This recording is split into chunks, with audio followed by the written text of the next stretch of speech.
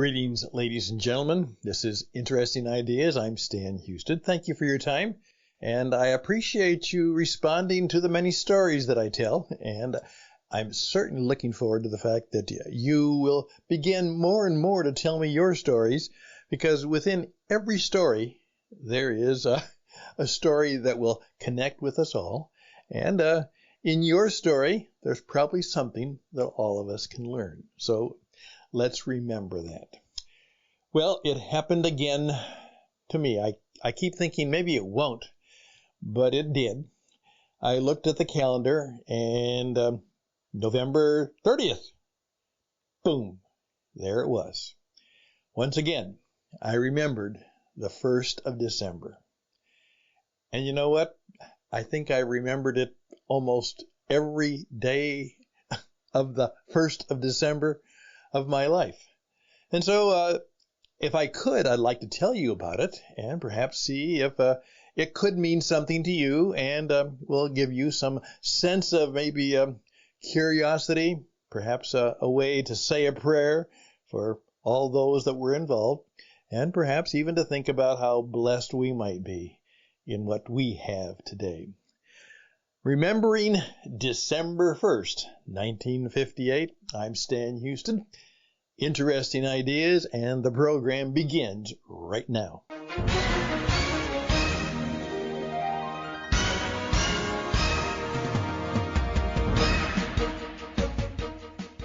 Yes, December 1st.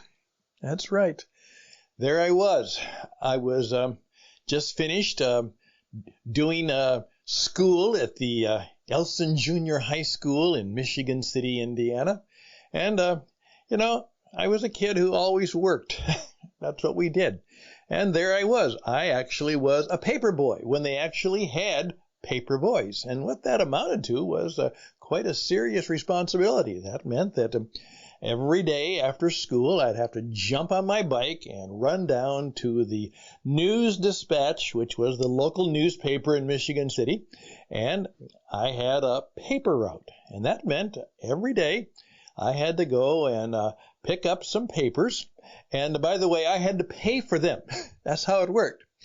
What the deal was is that what happened is that I would get 6 papers a week. And for that, I had to pay the News Dispatch a quarter. That's right. They gave me a newspaper Monday, Tuesday, Wednesday, Thursday, Friday, and Saturday. And on Saturday, I had to pay 25 cents for those newspapers. But then I had to go out and I had to collect 35 cents from the people that I delivered them to. And so there I was. Hopefully the people would pay me, because whether they paid me or not, I still had to pay the newspaper office. And sometimes I still remember a number. It was a poor area of the town that I went through, and there were times when people just said, "I'm sorry, Mr. Stan, but I ain't got no money right now.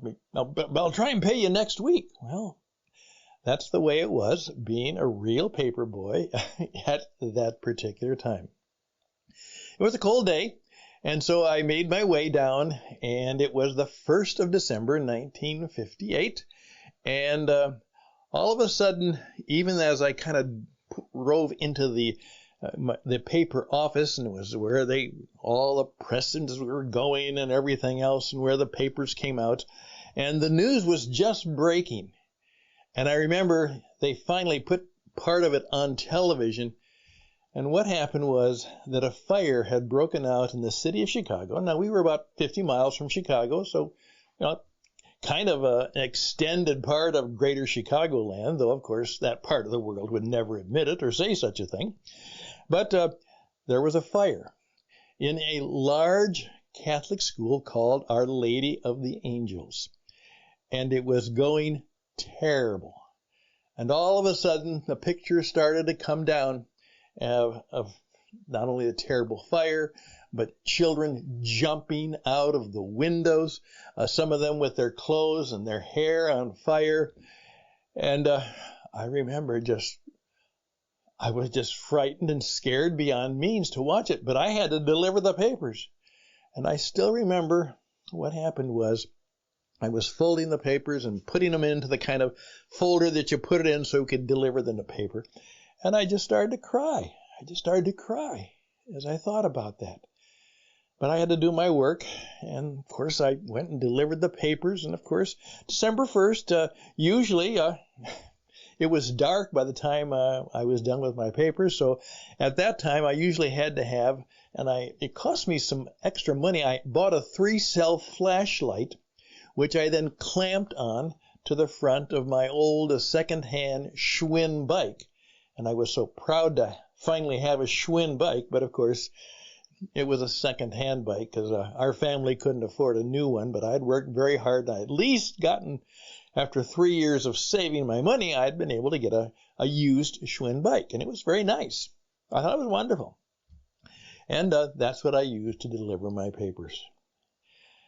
And of course, during the entire evening, throughout not only the Chicagoland TV stations, which we got in Michigan City, Indiana, but by this time it was obviously national news. And then people were hoping for the best, but as things began to clear out, and there is one classic picture, an iconic picture, and you might want to check it, and it's the picture of this poor fireman coming out holding the body of a dead young boy. And there it was, and when all was said and done, some of you, if you're of age and stage, remember it was found out that 92 children and 3 of the nuns had perished in Our Lady of the Angels fire.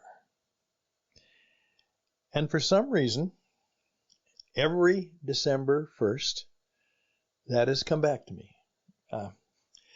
I keep wondering why I don't forget it.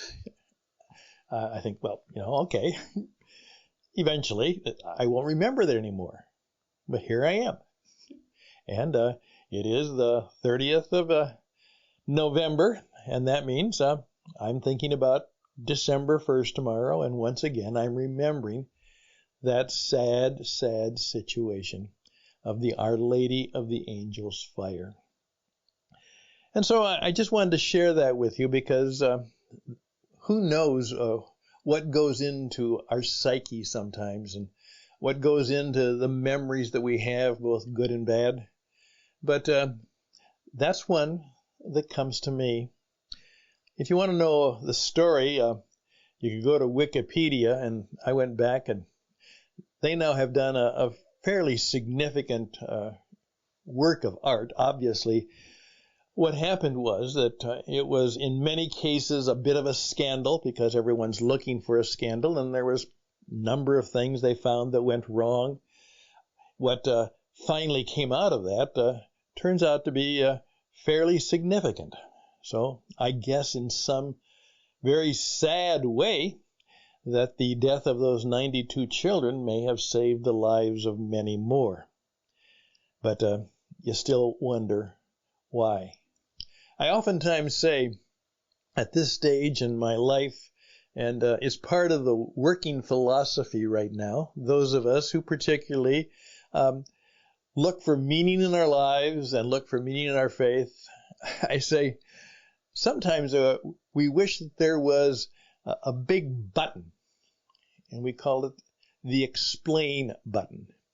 And at least once a day we get to punch the button, and then perhaps God has to explain why that happened. Well, none of us have an explain button, and perhaps that's part of the mystery of faith and hope, is that in so many ways we have to deal with the great, both the wonderful and, of course, the terrible mysteries. I'm Stan Houston. Just some thoughts on December 1st. I'll point out that some good things did happen, and we'll close with that and send you on your way this rather cold and cool and rainy November day. For he careth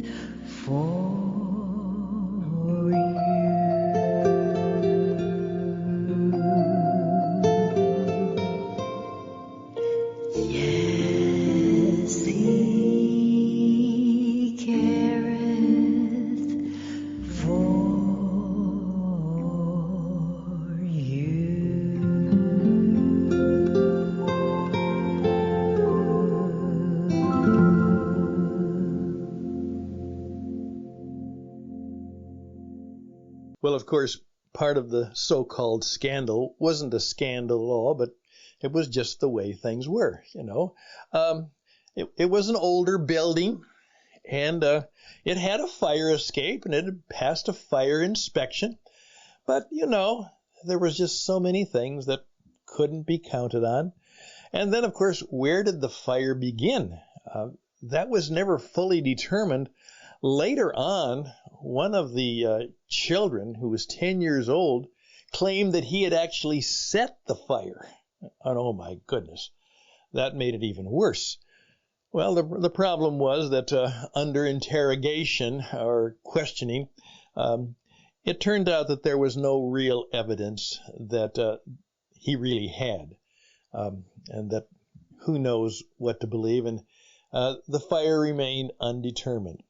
But of course, then we discovered that there were a lot of things that changed.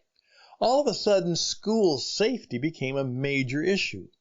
And so the issues of fire escapes and fire retardant buildings and fire doors, many of the things that we now will, of course, take for granted in the construction of any public building, and particularly in any school building.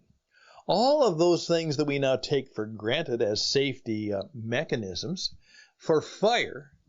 Now, unfortunately, we are still learning now how to do safety mechanisms for something much worse, and that, of course, is the plague of school shootings. And we haven't gotten very good at that, but we're working on it. But that was a thing that did come out, and as a result of the death and obviously the families that were devastated, back just a few years ago, again, I remembered it. And so guess what happened? I went and looked around the Chicagoland radio stations and TV stations, and there actually was. Now, it wasn't nationwide, but it was in Chicago. They actually had an interview with a man who was a survivor of the fire. And he simply talked about how fortunate he was to be alive, and he knew some of the people who had died and how sad it was. And he pointed out that there were obviously just families that were devastated. It's not only terrible to lose a child, but to lose a child in such a way. And of course, the guilt and the wondering what might have been, all of the stuff that goes into sometimes the tragedies of life. And then it was closed on a hopeful, optimistic note that some way, in just the fact that we remember and that we honor those people. And there were, of course, within that tragedy, there were stories of great heroism on the part of some teachers. Some of the ones who died, obviously died saving the lives of children. All of that came forward, and now today we remember once again. And it just simply makes me take a moment to pause and think about, I could have been of that age. I was in the 8th grade myself. If I'd have been in that school, they were people my age. And here I am, obviously many years later, and I have been blessed that I have lived well and been blessed in so many ways. And all of those wonderful children did not have any of those opportunities. We don't say c'est la vie, such is life, but it is. And it asks us to pause, perhaps, and think about the mystery of life, and perhaps maybe more and more the meaning of life. And then, of course, December 1st, coming to the end of the year, perhaps once again we take time to ask some of the big questions about life and see if perhaps in the coming year, both in our life and business, we might make some real progress in answering some of the big questions. I hope to do that, and maybe in some way you can join me in saying, in the mess we're in, again, what are some of the big questions in life that we should seek, at least as best we can, to answer as best we can. I'm Stan Houston. The program is Interesting Ideas.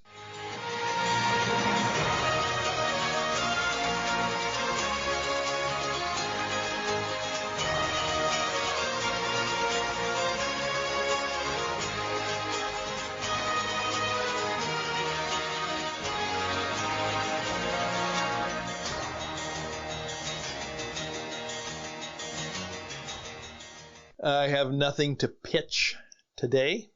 It's not a pitching time. It was just a memory time.